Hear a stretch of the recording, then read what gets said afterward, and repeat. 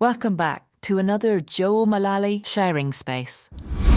Successfully find that stone. This is a very great insight. Huge relief. It's a masterclass. Maximize these elements. Make a difference. Sing from our own heart. I recently came across this old ritual practiced by native people in remote areas of Eurasia every year. This is how it goes. They build a ceremonial tent to perform a special ceremony. As soon as the tent is finished, the shaman, this is the title they give to native healers and diviners in these places, who is to perform the ritual, sets about all sorts of personal preparation, complete with fasting and so forth, in private for many days. He prays and purifies and chants and all the rest of it in his own tent during all this time. On the day appointed for the ceremony, he is then blindfolded and led outside. As a test, he must now make his way, while blindfolded from his preparation tent, to the one where the ritual is to be performed. And as he does so, along his path, various obstacles are placed which he must avoid successfully to get to the main event. There's a wonderful down-to-earth pragmatism in this. You see, as blindfolded as he is, our shaman has got to nonetheless divine his way to the tent even before he starts doing anything else. It is a categorical proof for his community, a proof that he is focused to undertake this important work. His audience must see practical evidence of his abilities. No boasting of how I can do this and I can do that is acceptable. Show me you can do what you say you can do. People back then didn't rely solely on your special degrees or endorsement certs like they do today. You had to show you could walk the talk, and once you did it, that was all the proof those people needed. Anyway, now back to my story. When the shaman finally got into the large ceremonial tent, after all these preliminaries, the objective was to put himself into a trance. The idea here was to go to his spirits and get whatever information he could to forecast the upcoming year. So they'd start banging their drums, chanting and all the rest, while he went off into a dreamlike state to meet all the gods and spirits in the ancestral world. Once there, the spirits told him what was going to happen during that year. Whether the weather was going to be good, whether they were going to have good crops and harvests and so forth. On many occasions, while recounting his travels, the shaman might report, "It's bad news, I'm afraid. I've just been told that 4 women are going to die in childbirth in the village this year." The people gathered around him to listen would quite naturally be shocked at this news. They would pressure him strongly to go back and see if anything could be done to avert such a thing. So of course once more he would go back again to mediate and bargain with the spirits, trying to get the outcome changed. It is probably no surprise that in these negotiations a much better bargain would be struck. Their updated agreement might go something like this: if you, as the shaman, can find the holy stone from one of 6 identical boxes and succeed on your first attempt, we will lift the upcoming misfortune from the community. On hearing this, 6 boxes would be produced with the said stone concealed in one of them.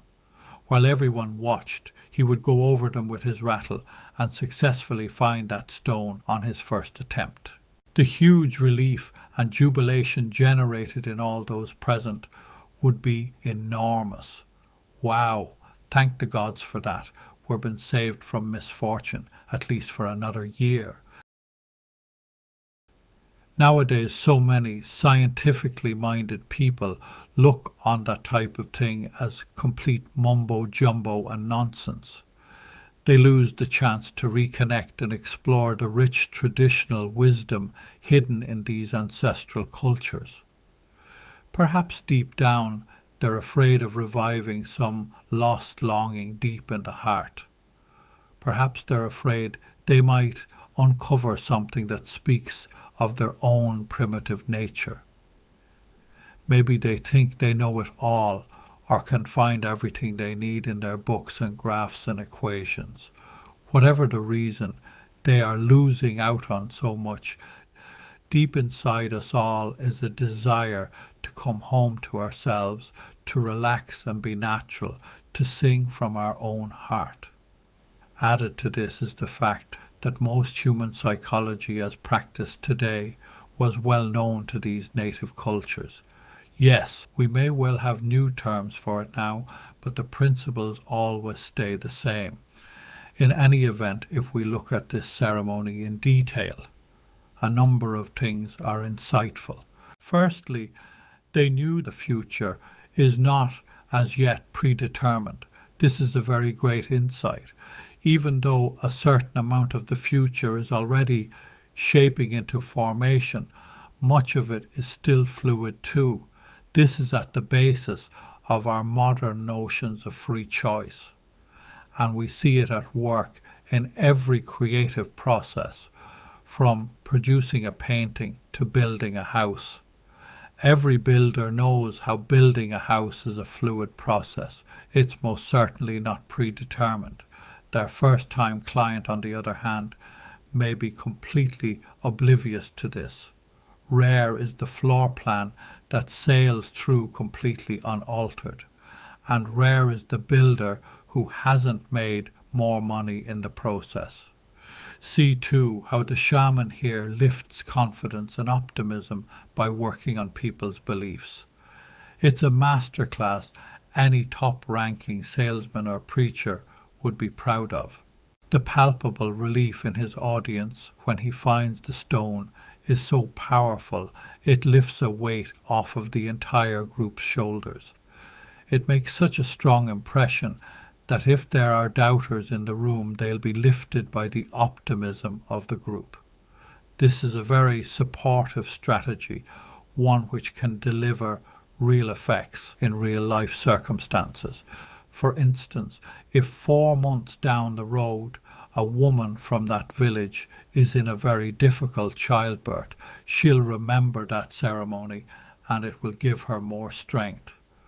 No, the shaman did that ceremony earlier on in the year and said we'd be okay. She'll remember all this when she's looking for something to reassure her in that moment. That can make a difference. It can make a very big difference. It's positive motivation on stilts, that's for sure. Today, science is admitting that placebo effects is real, but to them it's a nuisance. They have to screen for it in all their drug trials. People getting well when they're given no medication at all. Yep, that's a really big problem for sure. We all know the scenario of somebody who has a very strong relationship with a partner for a lifetime. Then one of them dies, and within 12 months the other one dies of a broken heart. That's the strength of it. That's the motivating power of the will to live. We see it plainly all around us, but yet the scientific mind ignores it.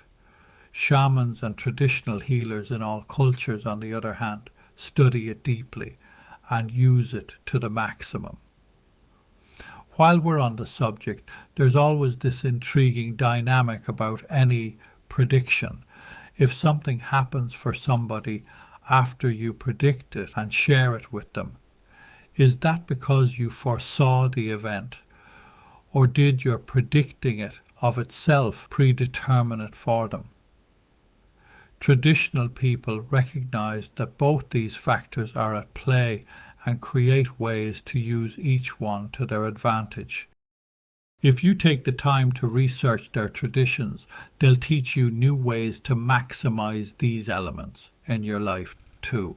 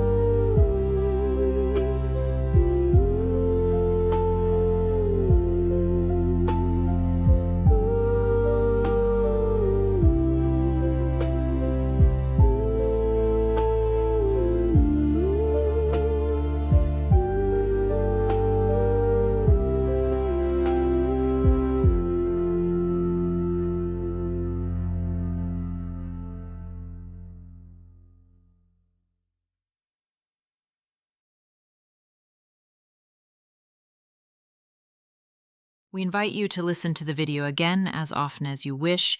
Also, please feel free to share this program with anyone you feel may enjoy it too. Thanks so much for watching.